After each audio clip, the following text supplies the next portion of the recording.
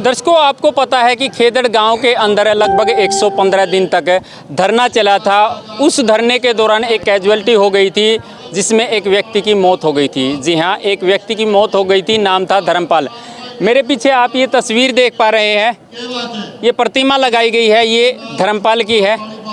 अगर बात की जाए धर्मपाल की, उसी कैजुअलिटी के दौरान इसकी मौत हो गई थी। ग्रामीणों ने काफ़ी संघर्ष करने के बाद इनको न्याय दिलाने का काम किया था और ये पूरे हरियाणा भर से लोग यहाँ पर आए थे, जब जा कर के ये आंदोलन जीता गया था। इसी धरना कमेटी में कुछ लोग जो लगातार बने रहे थे, उनमें से एक है सोहनलाल खेदड़ जी। वो आज हमारे साथ मौजूद है। सोहनलाल जी, आज धर्मपाल की प्रतिमा यहाँ लगाई गई है, उन्होंने अपनी शहादत दी थी इस आंदोलन के दौरान। आप क्या कहेंगे कि आज जो है उसको सच्ची श्रद्धांजलि वो इस प्रतिमा के लगाने के तहत दी गई है, या कुछ और भी ऐसा जो बाकी है जिसके कारण कि उनकी आत्मा को शांति मिले? सबसे पहले मैं हमारे शहीद साथी धर्मपाल जी को उनके चरणों में श्रद्धा सुमन अर्पित करता हूं। उनकी आज श्रद्धांजलि सभा की थी हमने आज 11 तारीख को, और उनका बलिदान हम व्यर्थ नहीं जाने देंगे, क्योंकि धर्मपाल जी ने गांव बचाने के लिए एक लड़ाई लड़ी है। उनकी शहादत को हम बेकार नहीं जाने देंगे। शहीद धर्मपाल जी के हमें आगे चाहिए हमारे राजकाज के अंदर, जैसे भी हमारी सरकारें या हमारे नुमाइंदा आएंगे, इनके नाम से मुख्य मार्ग भी होंगे, इनके नाम से सड़कें भी बनाई जाएंगी। हो सकता है इनके नाम से हम स्टेडियम वगैरह और भी कुछ अन्य चीज़ें बनाने की कोशिश करेंगे। हमारा पूर्ण रूप से प्रयास रहेगा, और इनके हर साल इनकी पुण्यतिथि पर इनको कार्यक्रम करेंगे और इनकी विचारधारा को आगे बढ़ाएंगे। जो आज पूरा खेदड़ गांव, आज भी पूरा खेदड़ गांव श्रद्धांजलि सुमन अर्पित करने के लिए यहाँ पर गौशाला के अंदर आया हुआ है। जी, जैसा कि आपने बताया कि रास्तों के नाम इनके नाम से रखे जाएंगे, कुछ और भी आपने ऐसे कई जिक्र किए हैं। इनको एक गौ भक्त के नाम से जाना जाए, इस प्रकार का भी कोई क्या गांव के अंदर कोई कमेटी बनाई गई है कि जिसको लेकर के कोई समय निर्धारित किया जाए, कोई दिन निर्धारित किया जाए, ताकि उस दिन इनको याद किया जाए और एक गौ भक्त के नाम से इनको याद किया जाए? बिल्कुल, इनकी यार हमारे 8 तारीख को शहीद हुए थे हमारे साथी धर्मपाल।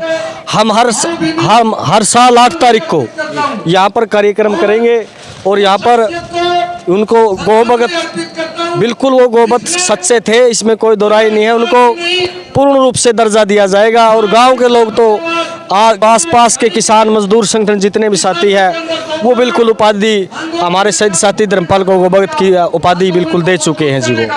अच्छा, आज की अगर बात करें तो काफ़ी किसान नेता यहाँ पर आए थे। क्या ऐसे भी कुछ किसान नेता थे, क्या कुछ ऐसे भी कोई लोग थे जिनको निमंत्रण दिया गया हो लेकिन किसी कारणवश वो यहाँ नहीं आ पाए? देखिए, निमंत्रण हमें बिल्कुल किसान मजदूर के जितने भी संगठन साथी सभी को हमने निमंत्रण दिया था।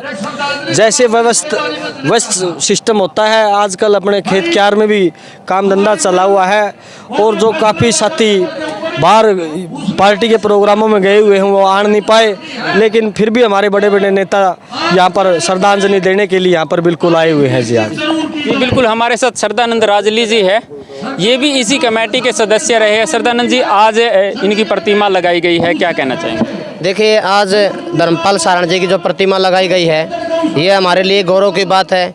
केवल 2-2.5 महीने में गांव के अंदर प्रतिमा लगाना, उस पूरी कमेटी का और पूरे गांव का हम धन्यवाद करते हैं, क्योंकि आंदोलन के दौरान जो साथी अपनी कुर्बानी देते हैं, अपनी शहादत देते हैं, उनको ताउम्र याद रखना, वर्षों तक याद रखना, आने वाली हमारी नस्लें भी इनको याद रखेगी कि कोई ऐसा था जो मतलब अपनी कौम की लड़ाई लड़ी, या गौशाला की लड़ाई लड़ी, गऊओं की लड़ाई लड़ी, बल्कि यहाँ तक कि एक अन्याय जिस तरीके से हो रहा था उस न्याय के पक्ष में खड़े होकर जो लड़ाई लड़ी, उनका आज अमरत्व का हम करते हैं। और आज ये हमारी शोक सभा इसीलिए रखी गई है, जो तमाम पूरे हरियाणा भर से और गाँव से जो लोग शामिल हुए हैं, यहाँ से एक हौसला और जज्बा और एक आशा की उम्मीद लेके जाएंगे कि संघर्ष कभी हारता नहीं, संघर्ष करने वाले लोग हमेशा अमर हो जाते हैं। जब ये धरना शुरुआत किया था, इस धरने की शुरुआत की थी, उस समय काफ़ी मांगे थी, बाद में मांगे और भी बढ़ गई थी। उन सभी मांगों में से कितनी मांगे जो है वो सरकार के द्वारा, प्रशासन के द्वारा पूरी कर ली गई? देखिए, जब धरना शुरुआत की गई, सबसे प्रमुख मांग हमारी राखी की थी, यहाँ की जो कमेटी की थी। धीरे धीरे जुड़ते जुड़ते वो करीब 14 मांगे हमारी हो गई थी। और उसके बाद धर्मपाल सारण जी गुजर गए, उनकी एक मांग थी, उनके बेटे को नौकरी लगवाने की मांग थी। तो करीब हमारी 15, 16, 17 मांगे ऐसी हो गई थी। वो लगभग हमारी मांगे पूरी हो चुकी है। एक तो जो 302 के मुकदमे हमारे साथियों पर लगे थे, अभी तक उसकी स्पष्टता नहीं हो पाई है।